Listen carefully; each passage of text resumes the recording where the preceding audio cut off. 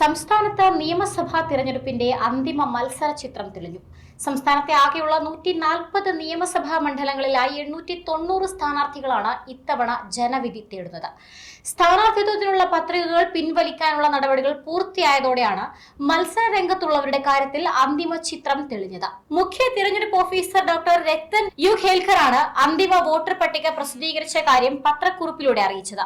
ആകെ 2,71,42,952 വോട്ടർമാരാണുള്ളത്.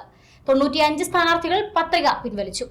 അംഗീകൃത രാഷ്ട്രീയ പാർട്ടികൾക്ക് താലൂക്ക് ഓഫീസുകളിൽ നിന്ന് വോട്ടർ പട്ടിക കൈപ്പറ്റി പരിശോധനകൾ നടത്താമെന്നും തിരഞ്ഞെടുപ്പ് ഓഫീസർ വ്യക്തമാക്കി. മാർച്ച് 15-നാണ് കേന്ദ്ര തിരഞ്ഞെടുപ്പ് കമ്മീഷൻ കേരളം അടക്കമുള്ള സംസ്ഥാനങ്ങളിലെ തിരഞ്ഞെടുപ്പ് തീയതികൾ പ്രഖ്യാപിച്ചത്. പ്രമുഖ രാഷ്ട്രീയ മുന്നണികളും സ്വതന്ത്ര സ്ഥാനാർത്ഥികളും ഉൾപ്പെടെയുള്ളവർ കടുത്ത പോരാട്ടത്തിനാണ് ഇത്തവണ ഒരുങ്ങുന്നത്.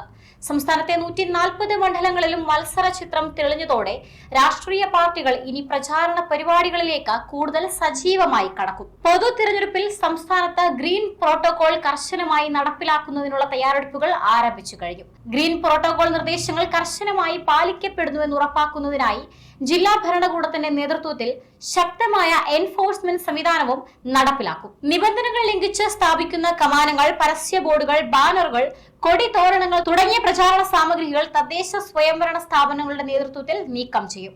ഇത്തരം സാമഗ്രികൾ നീക്കം ചെയ്യുന്നതിനുള്ള ചിലവ് അവ സ്ഥാപിച്ച വ്യക്തികളിൽ നിന്നും ബന്ധപ്പെട്ട രാഷ്ട്രീയ പാർട്ടികളിൽ നിന്നും ഈടാക്കുന്നതോടൊപ്പം ആവശ്യമായ സാഹചര്യങ്ങളിൽ Kerala municipality act, Kerala panchayat Raj act എന്നിവയിലെ വ്യവസ്ഥകൾ പ്രകാരം പിഴയും ചുമത്തും.